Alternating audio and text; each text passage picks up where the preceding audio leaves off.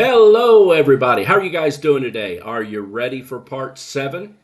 We're going to get into part 7, which is obviously picking up where we left off on part 6. Hey, guys, if you haven't seen the previous parts, you might want to go watch those first so you kind of know the flow of the material for this cloud class. And also, please, guys, as you may have noticed, there's no advertisements on any of my videos.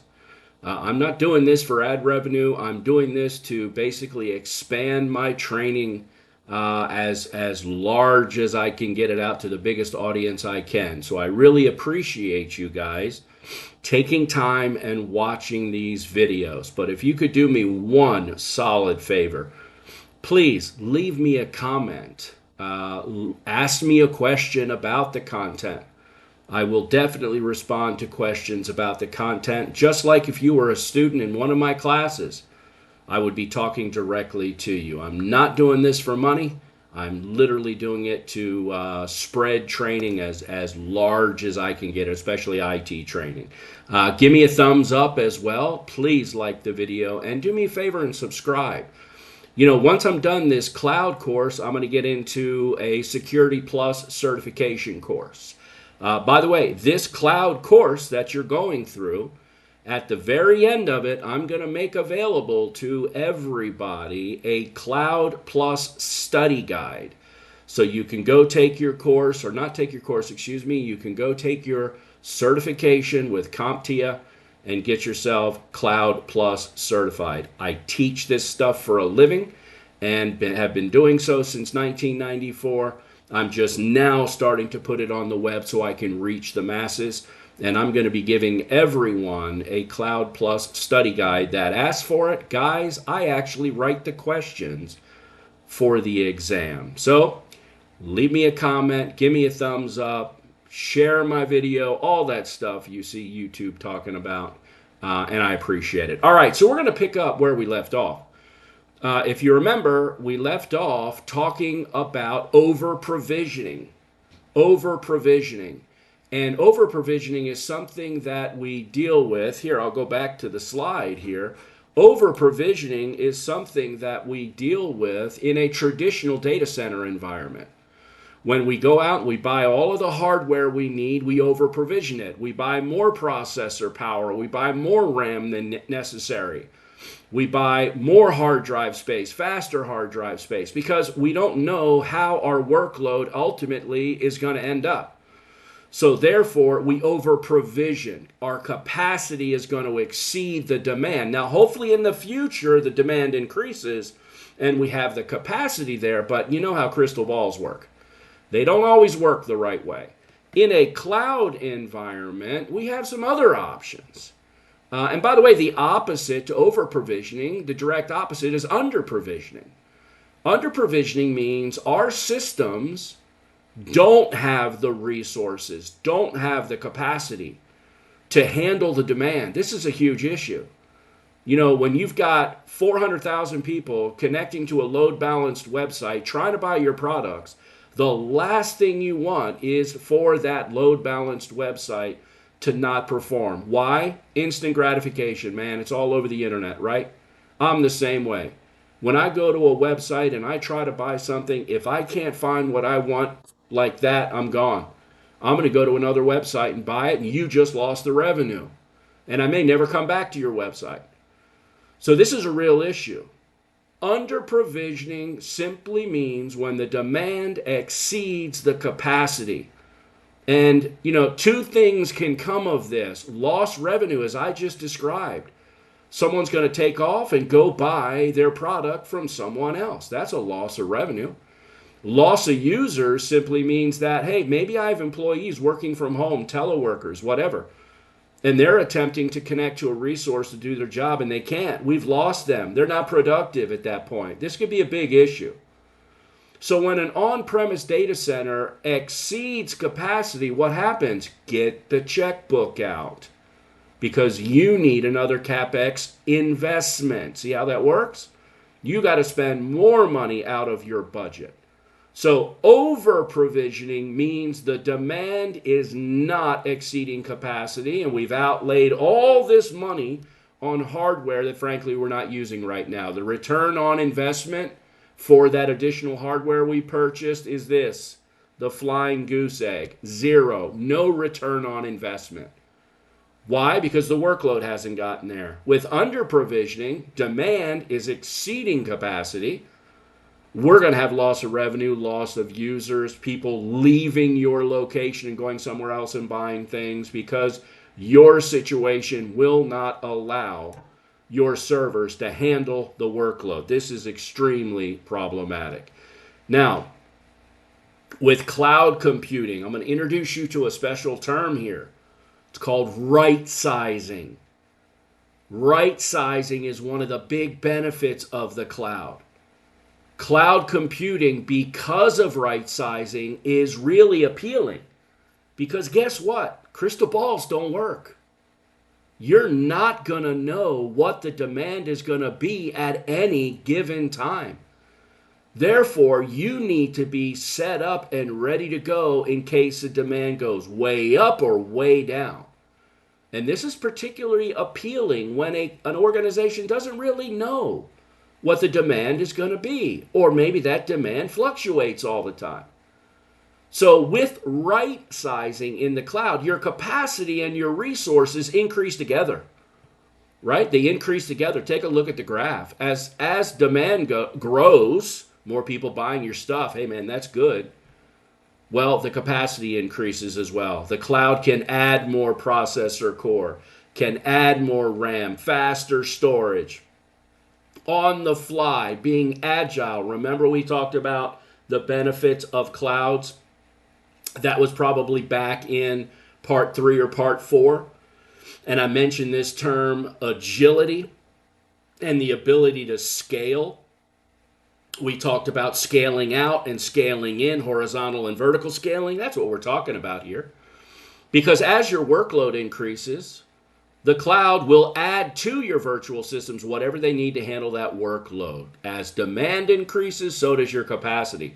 Now, the opposite holds true as well. When the demand decreases, we don't need all that capacity. Boom, we let it go. It's gone. Maybe some other resource is using it. Maybe some other customer is using it. Point is, we're not paying for it. Just like a light switch. Turn the light switch off, guess what? You're not paying electricity, at least coming out of that light switch. You're not paying for that electricity, right? If you're not driving your car, you're not paying for that gas in essence. I know it's kind of a different one because you bought the gas up front. I get it. But the point is you're not using it, you're not consuming it, you're not paying for it. We call this operational expenses, guys. With the cloud, we have OpEx. Consumers are free to try new things, new services, adding new resources. They're not paying up front for costly equipment. It's already there. They're only going to pay for the ongoing costs. So my point is this. If your demand goes sky high because you just introduced the latest and greatest widget that everybody wants to buy, your demand goes through the roof, you're happy because you're selling unit after unit after unit, you're not running out and having to worry about buying new hardware, buying new things to keep up with that demand. No. They already have the hardware. They already have the resources for you. You just have to understand how to implement right sizing in the cloud so when the workload increases, boom, new processor cores are added, new RAM is added. Your system now can handle it. And then when you don't need it anymore, turn the light switch off. Don't pay that electric bill. In essence, those resources that you previously needed to handle that workload are now gone. This is a huge benefit of cloud computing. Operational expenses. We call this the consumption-based pricing model. Okay, you could call it pay-as-you-go as well, meaning if you don't need it or if it's set up and it's not being used, guess what? You're not paying for it. Everything you use, everything you set up, all the services you build, I don't care if it's full-blown infrastructure as a service with 4,000 VMs and 35 databases and 15 container applications. If no one's using them, you're paying very little money for them. Versus traditional, go to Dell, go to CDW, go to Lenovo, go to HP. buy a boatload of servers. Okay? Lay out a lot of money, hundreds of thousands of dollars potentially, operating system costs and licensing, not to mention the people that you got to pay to run all of this stuff. And you set it all up and your workload goes down. You are reaping no benefit from that capital expense. So the consumption-based model really offers tons of cost-saving opportunities. Now, it's not perfect. You still need to manage it. Unfortunately, a lot of people think, hey, when I go into the cloud, I really don't need to manage it that much. Well, it's like anything. The more you manage it, the more you optimize your cloud, the better off you're going to be. Just like you walk through your house when no one's in a bedroom or no one's in a kitchen or the living room, you turn the lights off. Unless you just simply don't care that your money is just going up in smoke. Why have electric? Why have lights on in all of your rooms where no one is? Optimize your electric bill. When you leave a room, turn the lights off. Right? If no one's in your garage, turn the lights off. If you're going to work for 8 hours and no one's in the house at all, turn your air conditioning down. Turn your heat down so you're not paying that much money. That's what we're talking about in the cloud. If you don't need 16 processor cores 24 hours a day on one of your virtual machines, but you may need it at some point, well, then you need to build in right sizing. So as the workload increases, more and more and more processor cores are added. As the workload decreases, more and more are released back to the configurable pool of resources we talked about in part 2. Very important. So there's no need to pay for upfront costs for an infrastructure. You're only paying for the services and resources when you need them. You're not buying a physical infrastructure, walls and cabling and all of this stuff. Right? You're not buying that in advance. You don't worry about that because the physical aspect of your cloud is non-existent. We don't think about that. We are thinking on the virtual side of things. Now, another really important topic here, which lends itself to this discussion of cost savings, is an economy of scale. Okay, very important. These cloud service providers are massive enterprise organizations. You look at Microsoft, you look at Google Cloud Services, you look at Amazon Web Services. These are massive companies all over the world. They have a massive scale. They're huge. They also have a massive amount of purchasing power. You know, let's say this, guys. This is kind of the way I describe this. Your boss comes to you and says, hey, Joe, hey, Sally, we need 2 new web servers. I want you to go out and go to Dell and, spec a couple of web servers, right? So you get on the phone maybe and you're calling Dell and you're trying to get the best price. You have no economies of scale. Okay? You're a smaller organization. They don't even negotiate with price. It's called, it is what it is. This is the web server I want. This is how many processor cores I need. This is how much RAM I have to have. I need 2 network cards. I need Windows Server 2022, right? This is the stuff I need. They're going to say, no problem, $32,500. Is that your best price? $32,500. Now, what if you're Amazon? What if you're Microsoft? What if you're Amazon or Microsoft or Google? Let's say one of those companies, IBM, HP, any of them, let's say they're going to open up not a couple of web servers. They're going to open up a massive data center in Milan, Italy, let's say, or Dallas, Texas.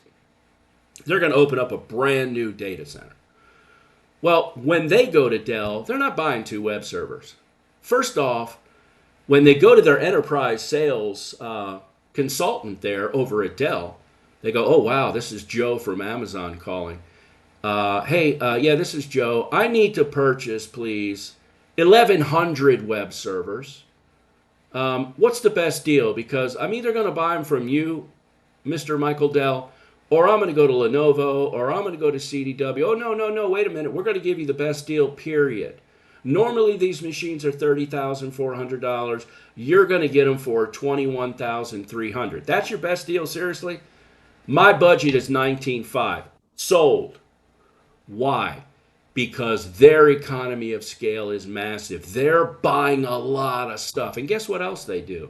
They go to the local government wherever they are, in Milan, Italy, or Dallas, Texas, and they negotiate better interest rates. They negotiate better tax breaks. Hey, I'm going to create 1,200 new jobs here in Milan, Italy, or in Dallas, Texas. I need a break. We need a tax break here, right? No problem. We'll give you a tax break. Matter of fact, we'll give you the first 2 years 2% tax, corporate tax, maybe even less, right? Because they're investing a massive amount of money that is going to benefit the local community wherever they're opening this 1,000,000 square foot data center. I don't care if it's in Italy, Romania, Germany, Boston, it doesn't matter. Texas, it doesn't matter. Okay, and guess what? They also go to the local utilities and they negotiate better dollars per kilowatt hour. Try that sometime. When you move to a new location and you're going to set up your electricity account, your utilities for electricity, and you call the electric company, hey, this is Joe, just moved into this address. I need to set up an account. And by the way, I only want to pay $1.75 per kilowatt hour.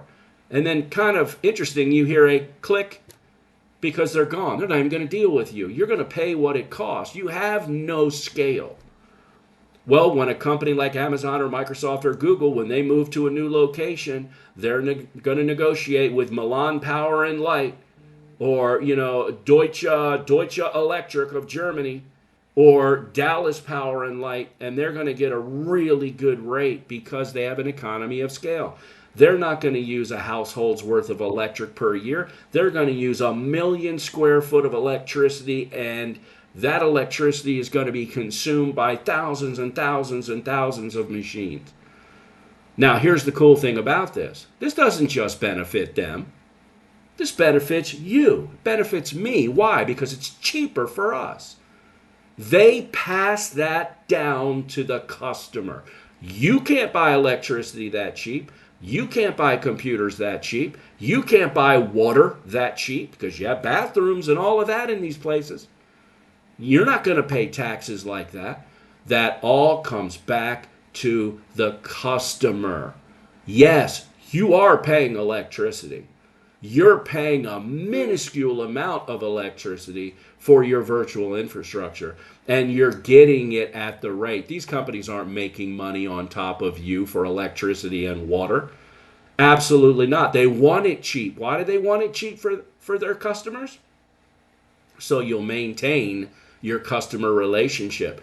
So you'll say, oh yeah, I can save a lot of money. I'm going into the cloud. That's why they do it. Very important. Economy of scale. Another critical element as to why the cloud is just so much less expensive than a traditional data center. Even if you're a big company and you've got traditional data centers, you might be able to negotiate with enterprise purchasing, couple percent better deal on equipment. You're not going to get a better deal on electricity or utilities of any kind, right? You're just not going to do it. And, unless you're really creating a lot of new jobs, you're probably not even going to get a tax break. This is why you have accountants. This is why those people find all the loopholes to save you money versus having an economy of scale. Okay, guys, we're going to wrap up part 7, right here. And when we get back, we're going to then start talking about oversubscription and some of the other things that we see in the cloud. If you have any questions on any of this material that I just covered, please use the chat box there, the comment box, if you will, as if we're communicating in class to one another. I'll absolutely answer all of your questions. I want to thank you right now for going and liking the video. I want to thank you for subscribing so you'll see everything I'm going to be releasing. As I said in the very beginning, I'm not doing this for money. There's no ads going to ever go on my videos, but I want it to reach as many people as I can, and I can't do that without you. And I really appreciate your time, and I'll see you on the next one shortly.